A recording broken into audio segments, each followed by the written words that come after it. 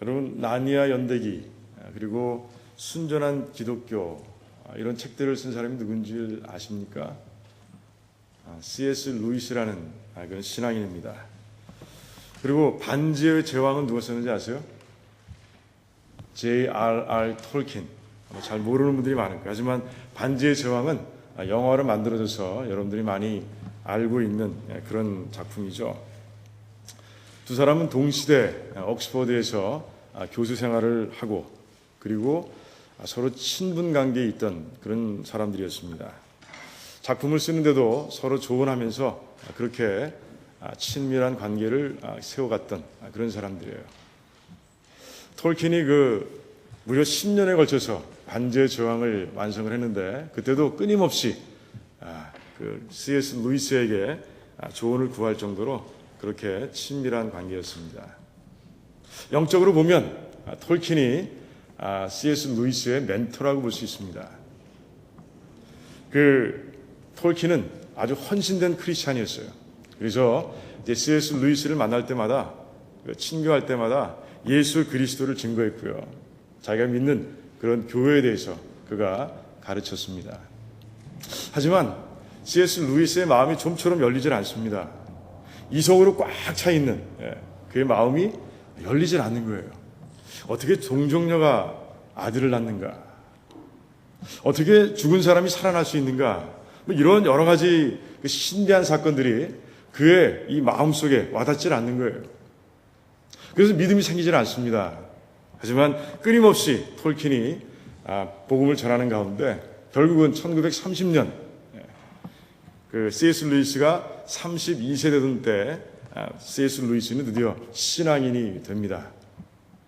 그 하루 전날, 그가 회심하기 전날 있었던 일은 아주 유명합니다. 톨킨과 C.S. 루이스가 그 한 길을 걸어갑니다. 옥스퍼드 대학에 있는 한 교정을 걸어갔던 것 같아요. 그러면서 또 얘기합니다. 톨킨이 얘기하는 거예요. 아직도 못 믿겠느냐?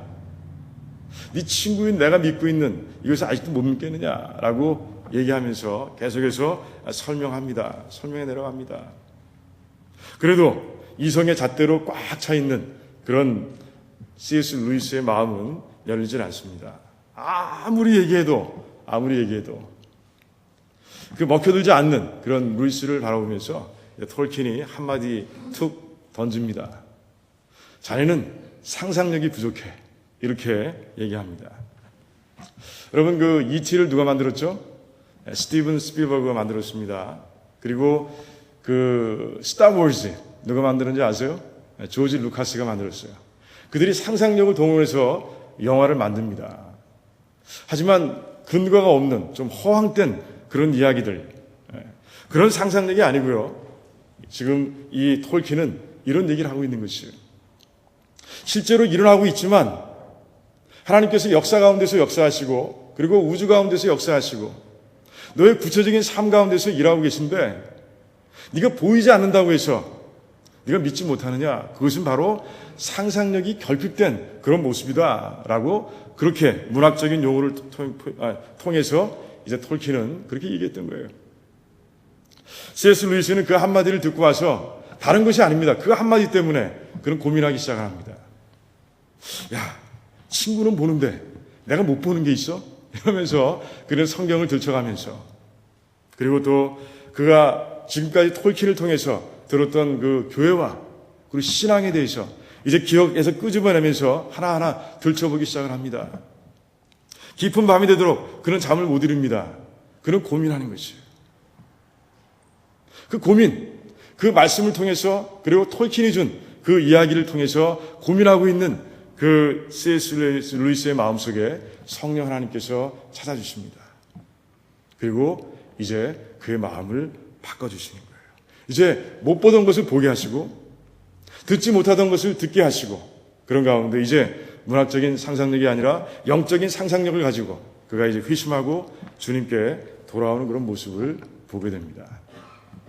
슈퍼 이성주의, 그렇게 말할 수밖에 없죠. 슈퍼 이성주의에 꽉 차 있던 그런 C.S. 루이스를 위해서 하나님께서는 톨킨이라는 그와 비슷한 부류의 헌신된 크리스찬을 준비해 주셨던 거예요.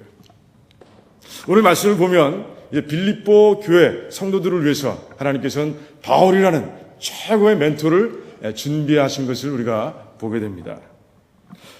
바울은 빌립보 교회를 향해서 멘토가 될 수 있는 아주 좋은 조건을 갖추고 있었어요. 30절의 말씀을 보니까 뭐라고 되어 있습니까? 너희에게도 같은 싸움이 있으니 라고 이해합니다. 바울이 지금 같은 싸움을 하고 있는 것이에요. 그들과 동등한 종류의 그런 영적인 싸움을 하고 있다고 바울은 얘기합니다. 그러니 이제 과거에 자기의 경험을 통해서, 지금 경험을 통해서 나는 너희들에게 정말 알맞는, 영적으로 딱 적합한 그런 조언을 줄 수 있다라고 바울은 얘기하고 있는 것이에요. 그렇다면 지금 바울과 빌립보 교회가 겪고 있는 그런 어려움은 무엇일까요? 지금 말씀해 보니까 28절에 아무 일에든지 대적하는 자를 인하여 두려워하지 않는, 이렇게 얘기합니다. 즉 그들에게 대적하는 자들이 있습니다. 하지만 그거 하나 가지고는 그 하나의 클루를 가지고는 빌립보 교회와 성도들이 어떤 어려움을 겪고 있는지 우리는 알 수 없어요. 하지만 바울을 통해서 알 수 있어요. 바울이 그랬잖아요. 너희와 같은 싸움을 내가 당하고 있다. 내가 겪고 있는 싸움과 너희들이 같은 싸움을 하고 있다라고 얘기하고 있습니다. 그래서 우리가 지금 바울이 당하고 있는 고난의 성격을 보면, 그것이 무엇인지 보면 역으로 빌립보 교회와 성도들이 어떤 어려움에 빠져 있는지를 우리는 알아낼 수가 있는 거예요. 바울은 지금 어디 있습니까? 로마 감옥에 있어요. 그리고 이제 그 로마 감옥에서 내일 죽을지 아니면 모레 풀려날지 그걸 모르는 과정 속에서 철저하게 그 최고의 권력자의 손에 의지된 그런 모습으로 이때 그가 하루하루를 보내고 있습니다. 그것이 어려움이라는 것이죠. 그 감옥에 갇혀있는 그 모습이 어려움이라는 것이에요. 그 어려움이 바로 빌립보 교회 성도들의 어려움이다라고 얘기하고 있는 것이죠. 무슨 얘기일까요? 빌립보시는 어떤 도시라고 말씀드렸습니까? 로마 군인으로서 은퇴했던 사람들이 모여서 중심이 돼서 만들어진 그런 도시라고 말씀을 드렸어요. 그러다 보니까 어느 도시에 비해서, 어느 도시와 비교해도 로마법이 강하게 실행되고 있는 그런 도시였습니다. 동시에 황제 숭배하는 그런 분위기가 어느 도시에 비해서 더 뜨거운 그런 도시가 바로 빌립보 교회였던 것이에요. 빌립보 도시였던 것이에요. 그런 가운데서 교회를 세워간다는 것 어렵다는 것이죠. 이제는 황제가 주가 아닙니다. 예수 그리스도가 주예요. 이제는 로마법이 그들을 지배하지 않습니다. 그들의 삶을 운영해가는 것은 바로 예수 그리스도의 법이에요. 그러다 보니까 이런 모양 저런 모양으로 이제 그 빌립보시에서 고난을 받을 수 있는 그런 처지에 있는 것이 바로 빌립보 교회의 성도들인 것이에요. 그래서 바울은 얘기하는 것이에요. 너희를 대적하는 자들이 있다. 그게 바로 도시의 사람들인 것을 우리가 잘 알 수 있습니다. 비록 감옥에 갇혀 있지는 않지만 바울처럼 그 로마의 권력 가운데서, 그 로마의 그림자, 황제의 그림자 아래서 그들이 힘들어하고 있는 그런 모습을 우리가 얼마든지 상상해 볼 수 있는 것이에요.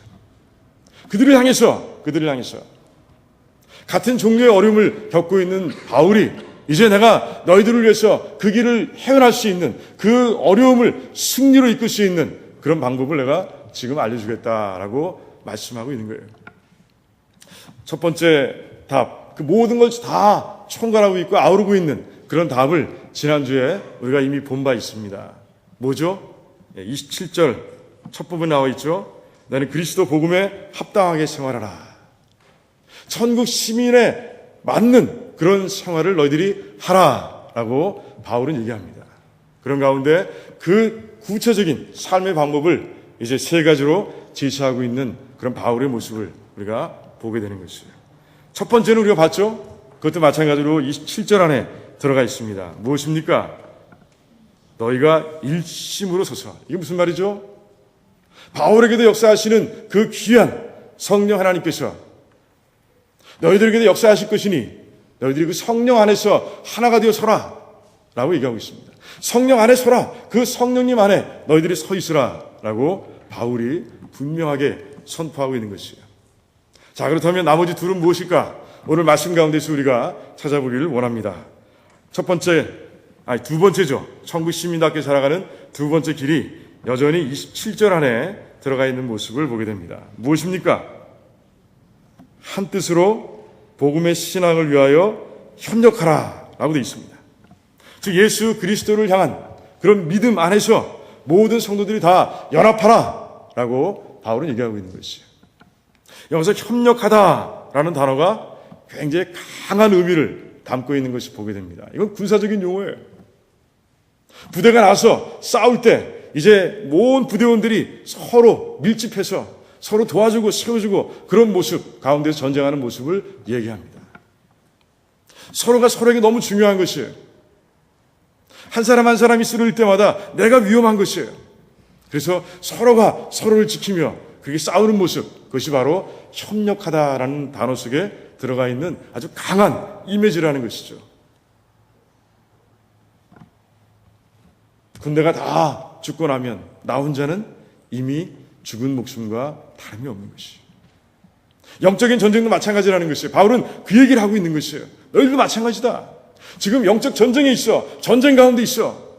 그러니 너희들이 하나가 되지 않으면, 예수 그리스도의 복음 안에서 하나가 되지 않으면 너희들은 언제 사단의 공격 가운데서 쓰러질지 모른다라고 얘기하고 있는 것이에요. 특별히 빌립보 씨를 보아라.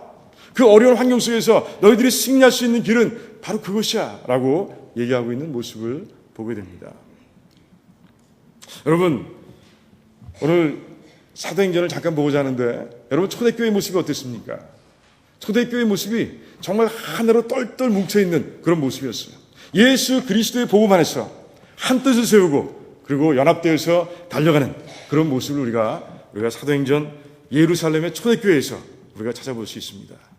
그들은요 서로의 물건을 통용했다고 돼 있어요. 그들은 자기 것을 팔아서 내놓고 자기의 필요에 따라 쓴 것이 아니라 필요한 사람들이 쓸 수 있도록 누구든지 그 교회 안에서 필요한 사람이 쓸 수 있도록 그렇게 제공한 삶을 살아가면서도 그들은 시기하거나 질투하지 않고 서로 기뻐하는 그런 모습을 보여줍니다. 놀랍지 않습니까? 그들은 서로 떡을 뗍니다. 집에 모여서 정말 마음을 나눕니다. 그러면서 자기들의 하나됨을 확인하는 그런 모습들을 우리가 보게 됩니다. 하나가 되어 있는 것이에요. 하나가 되어 있어요. 그들이 전도하러 나갈 때는 모든 사람들이 같이 기도합니다. 교회 지도자가 잡혀서 어려움을 겪으면 그들은 한 곳에 모여서 모든 사람들이 다 그를 위해서 기도하는 모습을 사도행전 가운데서 우리가 발견하게 되는 것이죠. 그 하나됨 속에서 예루살렘 교회를 흔들기 위해서 많은 악한 세력들이 도전해 왔지만 사단이 흔들어 보려고 노력을 했지만 그 속에서 든든하게 서 있는 그 초대교회의 모습을 우리가 보게 되는 것이에요. 얼마나 아름다운지 몰라요. 자, 그렇다면 반대의 모습은 어떻습니까? 서로가 비방하고 서로가 시기하고 질투하고 그런 가운데서 교회가 잘 세워져가는 모습 봤습니까? 보셨어요? 없어요. 없습니다. 주변에 힘들어하는 교회들의 모습을 보시기 바랍니다. 무엇이 근본적인 문제입니까? 다른 것 아니에요. 그들이 하나가 되지 못한 것. 그들이 예수 그리스도의 복음 안에서 하나가 되지 못한 것이 바로 그들이 어려움을 겪고 있는 아주 근본적인 원인이라는 것이에요. 그렇다면 사도행전에 나오는 그 예루살렘의 초대교회가 어떻게 해서 그런 연합을 이루게 됐는가? 여러분들 정말 답이 그 2장 42절에 분명하게 나와 있어요. 그들은 그리스도의 복음 안에서 하나가 되기 위해서 무엇을 했습니까? 4가지에 전념했습니다. 4가지. 첫 번째, 말씀에 전념했어요. 말씀을 배우는 것에 그들은 전념했습니다. 두 번째, 그들은 서로 모여서 사랑의 교제를 나누는 일에 그들은 전념했습니다. 세 번째가 무엇입니까? 그들은 그리스도의 만찬, 주의 만찬을 나누면서 예수 그리스도께서 십자가에서 이루신 그 놀라운 일을 서로 나누고 배우고 기억하고 그리고 실천하는 일에 전념했던 모습을 보게 됩니다. 마지막 4번째 뭡니까? 기도하는 일에 전념했던 모습을 보게 됩니다. 사도행전에 나오는 그 초대교회는 그 모습 가운데서 그 영적인 에어리아를 전념하며 지키는 가운데 그들이 연합되어서 그 어려운 시대를 이겨내는 그런 모습을 보게 되는 것이죠. 우리 두라노 76개는 어떻습니까? 어떻게 평가할 수 있습니까? 요즘 나가서 소문을 들여다보면 그런 소문들이 있어요. 두라노 76교회가 아주 건강한 교회로 잘 세워져 가고 있다라고 얘기하는 얘기들이 아름아름 들려옵니다. 아마 여러분들도 들어본 사람도 있을 거예요. 하지만 우리들은 그 이야기에 만족해서는 안 되는 거예요. 그 이야기 속에 안주해서 게을러지면 안 되는 것이에요. 우리도 초대교회의 모습처럼 신앙의 4가지 영역을 전념을 다해서 지키는 가운데 하나가 되도록 노력해야 되는 것이에요. 저는 여러분들이 그런 성도님들이 되시길 바랍니다. 모일 때마다 말씀을 보고 말씀을 얘기하고 말씀을 묵상하는 교회가 되길 원합니다. 모일 때마다 여러분들이 그리스도의 사랑을 확인하는 그런 친교회 자리를 만들어가길 원합니다. 모일 때마다 주의 성찬을 하지 않지만 예수 그리스도께서 십자가에서 이루신 그 놀라운 사건을 기억하면서 서로 나누면서 또한 믿지 않는 자들에게 나누면서 그렇게 교회를 세워가는 그런 귀한 성도들에게를 축원합니다. 마지막으로 기도하는 백성들이 되길 원합니다. 정말 끊임없이 기도하는, 호흡처럼 기도하는 그런 기도에 전념하는 가운데, 정말 그 4가지를 다 전념하여 실천하는 가운데 우리 두라노 침례교회를 진짜 하나님 보시기에 그렇게 아름다운 교회, 연합된 교회, 협력하는 교회로 세워가는 여러분들이 다 되시기를 주님의 이름으로 축원드립니다. 자, 마지막 길은 무엇일까요? 3번째 길. 그것은 바로 28절에 나와 있습니다. 한번 볼까요? 아무 일에든지 대적하는 자를 인하여 두려워하지 않는 겁니다. 두려워하지 말라! 라고 얘기하고 있어요. 두려움이라는 단어를 통해서 이제 고난을 얘기하는 모습을 보게 됩니다. 29절에 보니까 고난을 얘기합니다. 두려움이라는 단어는 여전히 전쟁에 쓰이는 단어예요. 플루타크라고 아세요? 플루타크. 우린 영웅전을 쓴 사람을 잘 알고 있는데 플루타크는 이제 한 병사가 전쟁에서 죽는 모습을 이렇게 기술하고 있습니다. 한 병사가 탄 말이 이 전쟁의 그 살기 가운데서 겁에 질린 거예요. 그런 가운데 막 내닫다가 발을 치켜 올렸다가 그런 가운데 병사가 떨어지고 맙니다. 결국은 다른 적병이 와서 그 병사를 쉽게 죽이고 마는 것이죠. 그때 두렵다라는 단어를 쓰고 있습니다. 똑같은 단어를 거기에 사용하고 있는 것이에요. 전쟁 용어예요. 이 전쟁 용어를 통해서 바울이 이해하고자 하는 것은 무엇일까 하는 생각을 해보게 됩니다. 우리 모든 성도들이 다 영적 전쟁 가운데 있다고 바울은 얘기하고 있는 것이에요. 그런데 그 두려움, 그 고난, 그것을 어떤 것과 어떤 단어와 연결하고 있습니까? 여러분 29절에 보니까 그리스도를 위하여 너에게 은혜를 주신 것은 다만 그를 믿을 뿐 아니라 또한 그를 위하여 고난도 받게 하심이라 라고 말씀하고 있어요. 고난도 은혜라는 것이에요. 그러니 두려워하지 말라는 것이에요. 여러분들 이해가 되십니까? 고난이 하나님의 은혜라는 게 믿어지십니까? 저는 잘 안 믿어지던데. 여러분, 믿음을 통해서 구원을 받는 것 앞에는 하나님의 은혜가 잘 어울리는 것 같아요. 그죠? 은혜와 구원. 얼마나 잘 어울립니까? 그런데 은혜와 고난, 이거 어울리는 것 같아요? 잘 어울리는 것 같지 않아요? 바울은 이 짧은 4절 속에서 고난과 은혜가 분명히 어울리는 것이야 라고 우리들에게 알려주고 있습니다. 첫 번째, 이제 두려움이라는 단어를 통해서 우리가 찾아갈 수 있어야 돼요. 과연 고난과 은혜가 관계에 있는 것인가? 여러분들 아마 전쟁 용어를 하나 기억하실 겁니다. 이미 말씀드렸죠? 어떤 단어라고 그랬어요? 협력하다. 두렵다. 이것도 전쟁 용어라고 그랬어요.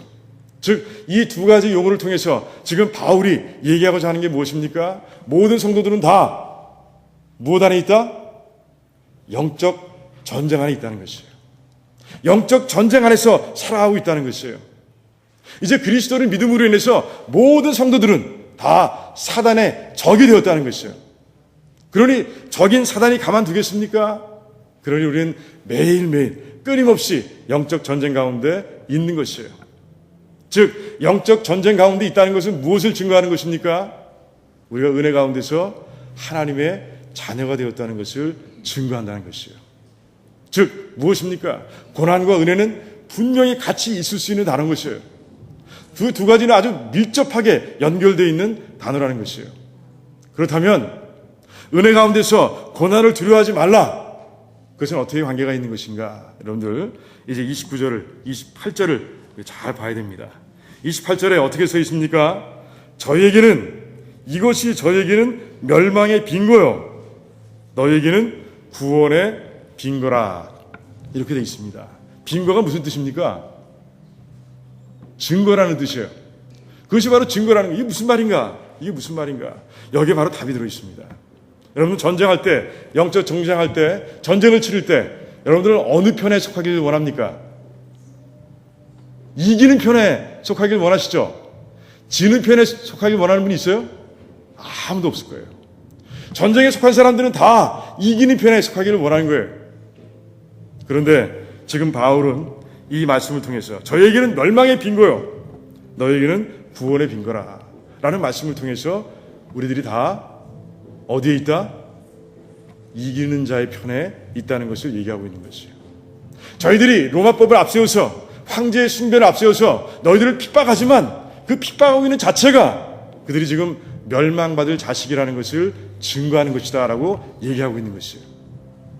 너희는 비록 그들로 인해서 핍박을 받고 어려워하고 있지만 고난을 당하고 있지만 그 고난을 당하는 것이 너희들이 바로 이긴 자, 승리하신 분 예수 그리스도의 편에 있다는 것을 증거하는 것이라고 바울은 아주 분명하게 얘기하고 있는 것이에요. 여러분 이 말씀이 믿어지십니까? 그래요. 그런 것이에요. 우리의 모습이 바로 그렇다는 것이에요.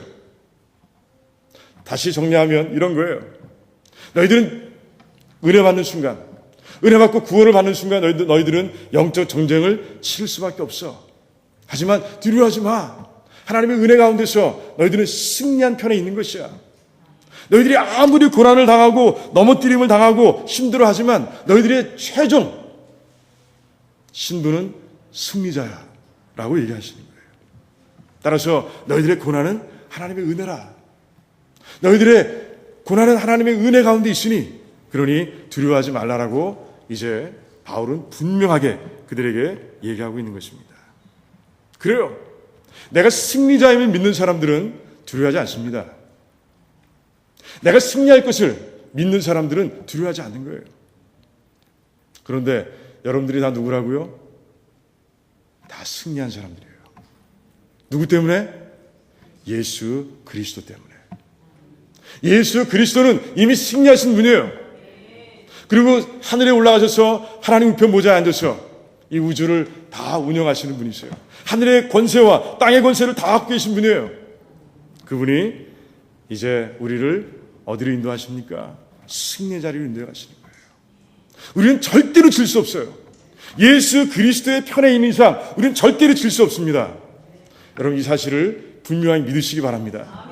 그래서 이 땅에서 아무리 어렵고 힘든 일을 여러분들이 겪는다 할지라도 그 믿음 가운데서 늘 담대하고 늘 하나님께 주신 길을 정말 뚜벅뚜벅 두려움 없이 걸어가는 가운데 여러분들에게 은혜를 주신 하나님의 그 마음을 기쁘게 해드리는 그런 성도가 되시기를 주님의 이름으로 축원드립니다.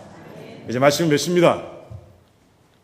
여러분들 올해 노벨 평화상을 받은 사람이 누군지 아세요? 여자 3사람이 받았습니다. 그 중에 레이마 그보이라는 사람이 있어요. 라이베리아, 그러니까 웨스트 아프리카의 한 국가죠. 라이베리아 여인입니다.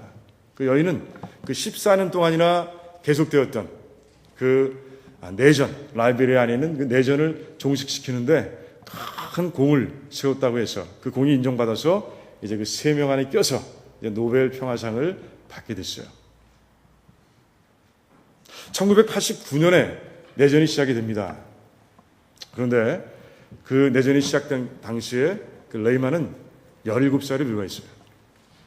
그리고 하나님께서 1998년 특별한 뜻을 가지고 그 보이를 불러주실 때까지는 그저 두 아이의 어머니로 정말 전쟁 가운데서 끊임없이 질기게 계속되는 전쟁 가운데서 정말 아무 희망 없이 그냥 하루하루를 그냥 대충 그렇게 살아가는 아주 평범한 여자였습니다.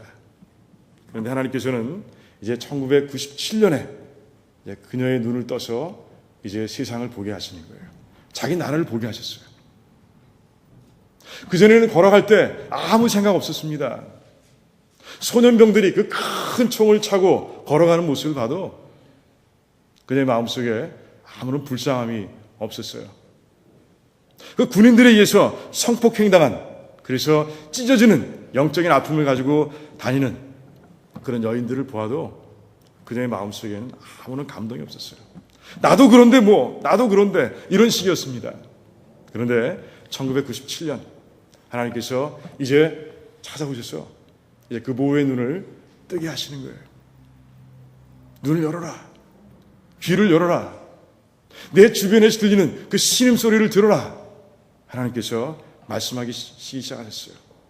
그런 가운데 그들이 긍휼의 마음으로 다가오기 시작을 했습니다. 그 불쌍한 모습들이 이제 그녀의 마음속에 이제 불쌍함으로 다가오기 시작을 했어요.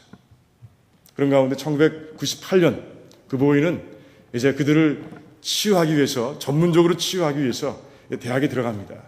그 과정을 밟으면서 이제 또 실제로 현장에 나가서 그 어려움에 처한 사람들, 전쟁에 나가서 비록 목숨은 살아 돌아왔지만 그때 겪은 끔찍한 실상 가운데서 영적으로 철저히 병들어버린 그런 아이들을 이제 돌보기 시작했고요.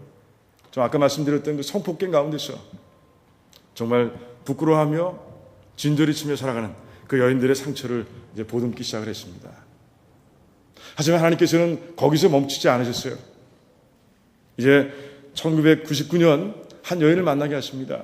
Women in Peace Building Network이라는 그런 모임, 여성들의 평화 복구 네트워크라고 될까요? 평화 복구, 평화 회복 운동이라고 될까요? 그런 모임을 이제 창시한 그런 여인을 만나게 됩니다. 그런 가운데 평화 운동이 무엇인가를 그가 이제 배우게 됩니다. 그런 가운데 2000년 이제 조국으로 돌아와서, 라이베리아로 돌아와서 다시 그녀는 이제 평화 운동도 겸하고 그리고 다른 사람들의 영혼을 치유하는 작업들을 계속해서 진행을 해갑니다. 그러던 어느 날 하나님께서 그녀에게 다시 말씀하시는 거예요. 2002년이었습니다. 봄. 어느 날 잠자고 일어나는데 주님의 그 꿈속에 들렸던 주님의 음성이 아주 뚜렷하게 그 귀에 남아있는 것이에요. 여인들을 모으라. 그리고 기도하라. 하나님의 음성이었어요. 하지만 그것이 자기에게 주신 하나님의 음성인지 몰랐습니다. 아직도 그 모이는 아직도 철저하게 자신은 아무것도 아니고 자기는 아무것도 할 수 없는 것을 그렇게 고백하며 사는 그런 여인이었어요. 평범한 여인이었어요. 그래서 그를 돕고 있던 멘토들에게 찾아갑니다. 제가 꿈 가운데서 이제 이런 음성을 들었습니다. 여성들을 다 모으라. 그리고 기도하라. 라고 하시는 주님의 음성을 들었습니다. 누군가가 이 일을 해야 위에서 이제 앞장서서 일을 해야 될 것 같습니다. 라고 얘기합니다. 누군가 나서주길 바라는 것이에요. 하지만 멘토들은 한 음성으로 얘기합니다. 다 크리스천들이었어요. 아니, 그것은 바로 당신에게 주신 주님의 소명입니다. 그렇게 믿어집니다. 라고 얘기합니다. 그 보이는 이제 일어섭니다.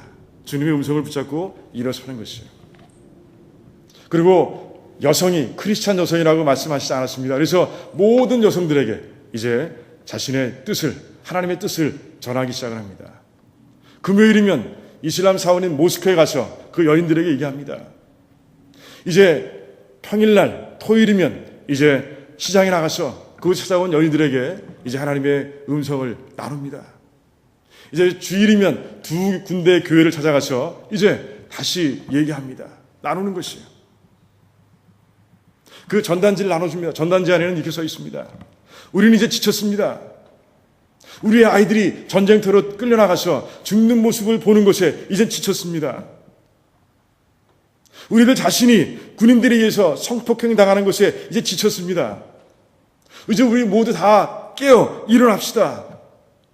평화행진하는 가운데 우리가 우리의 목소리를 이제 독재자의 귀에 들려줍시다 라고 그렇게 써 있었어요. 처음에 많은 사람들이 모이지 않았습니다. 두려운 것이죠. 독재자의 권력이 두려운 것이에요.